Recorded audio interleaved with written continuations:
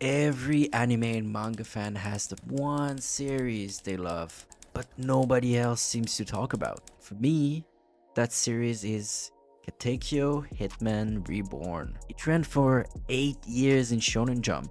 It sold over 30 million copies. It even had a long-running anime adaptation. And yet, whenever I ask people about it, almost no one seems to know what I'm talking about. So today, I want to share why Reborn is one of my favorite manga of all time and why I think it deserves way more recognition than it gets. Hitman Reborn starts with Tsunayoshi Sawada, or as everyone calls him, No Good Tsuna. He's failing at school, he's bad at sports, he has zero confidence, he's the definition of hopeless. And then one day, a baby hitman named Reborn shows up at his door. Suit, fedora, gun, and he tells Tsuna the unthinkable. He's the next in line to become the boss of the Vongola family, one of the most powerful mafia families in the world. Here's the tricky part. The series doesn't start as an action manga. It starts as a gag comedy. Reborn shoots Tuna with a dying wheel bullet, which makes him throw himself recklessly into whatever's on his mind. That's basically the whole joke of the first dozens of chapters. Slapstick chaos, Tsuna embarrassing himself, wild reactions, and honestly, that's where a lot of readers dropped it. What people didn't realize is that this was just setting up the stage for what was to come in the series when it comes to the power system.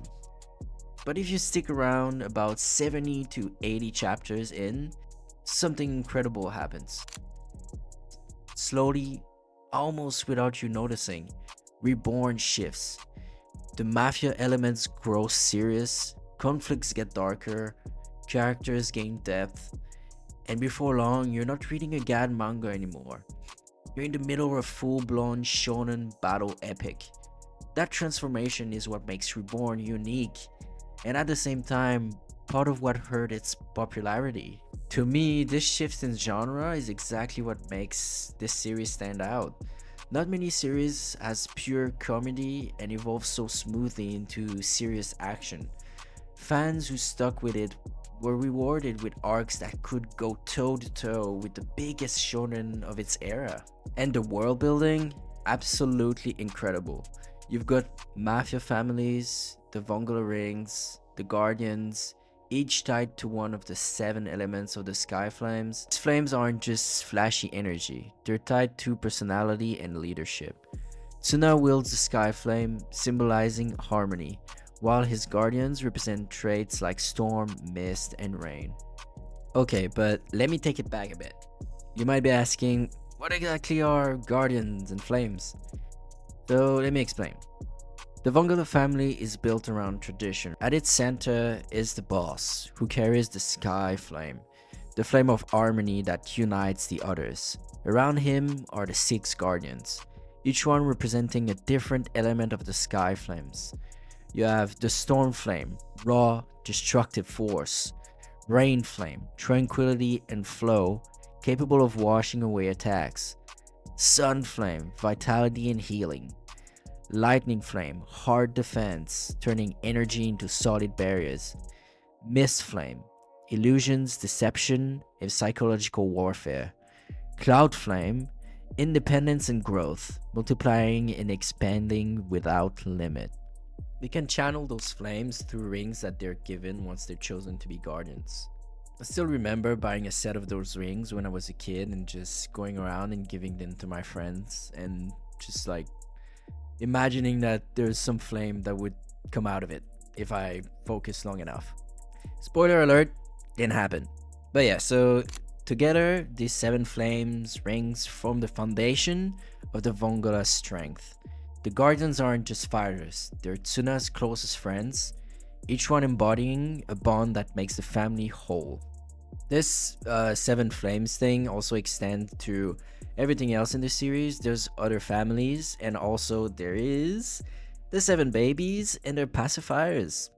But I don't want to go too much into details in this video because I want to let you go and experience it yourself. So yeah, Just know that there's babies and pacifiers with freaking flame powers. How cool is that? We also get, power ups. So later on, we get box weapons and these animal box. Essentially, they're like living manifestation of a user's flame stored in special boxes that can be summoned in battle. The system is pretty creative, stylish, and completely its own. What I like about the series is the character growth. Tsuna starts as a coward who wants nothing to do with being a mafia boss, but arc by arc, he learns responsibility. He fights not because he wants power, but because he refuses to let others suffer. Watching him transform from no good Tsuna into Vongola Dechimo is one of the most satisfying protagonist journeys in Shonen. We also get our iconic character Reborn himself. On the surface, he's like the gag character, a little baby in fedora, but he's also a deadly hitman, a mentor, and one of the most iconic figures in Jump history in my opinion. Finally, thematically, Reborn is different. It isn't about chasing strength and glory. It's about inheritance, responsibility, and choosing to carry a burden you never wanted. That's a theme you don't see often in shonen, and it makes Reborn stand out even more. Here's why it's a tragedy for me. Despite of all this, Reborn is strangely forgotten today. Part of it is timing. It ran during the golden age of Shonen Jump, right next to Naruto, Bleach, and One Piece. Those giants dominated the spotlight, and Reborn slipped into the background. Part of it is the start as well. If you couldn't survive the gag comedy, you never reached the mafia battles, the rings, the guardians, the heart of the series. The anime didn't help much either. It adapted the gag part, which made the pacing drag. By the time the series arc started, a lot of viewers had already checked out, and crucially, the anime never covered the final arcs, so anime-only fans never saw the story's true ending. Unlike Bleach, which got a revival with Thousand Year Blood War, or Naruto, which lives on with Boruto, which, not great, but yeah. Reborn hasn't had the comeback moment. No sequel, no anniversary anime, just silence. So it slowly faded out of the conversation. Here why it still matters though. The mix of comedy and mafia action feels fresh even now. The character arcs are some of the most rewarding in shonen, especially Tsuna's. The art evolution is also remarkable. Akira Amano started with a loose, cartoonish style, but by the later arcs, the art had sharpened into sleek, stylish battle manga perfection. And the power system, the flames, the rings, the boxes, is one of the most inventive Jump has ever had. It's flashy, sure, but it's also symbolic. Tied to character traits and leadership, it gave battles both spectacle and meaning. Most importantly, thematically, Reborn has depth, loyalty, family, responsibility. The idea that real strength isn't about fighting for yourself, but for your friends and family. That's timeless, and that's why Hitman Reborn deserves to be remembered. For me, Katekyo Hitman Reborn isn't just a nostalgic favorite. It's one of the most underrated shonen manga of its generation. Yes, the beginning is silly. Yes, it takes time to find its footing. But if you stick with it, you'll find a story that's funny, heartfelt, and epic all at once.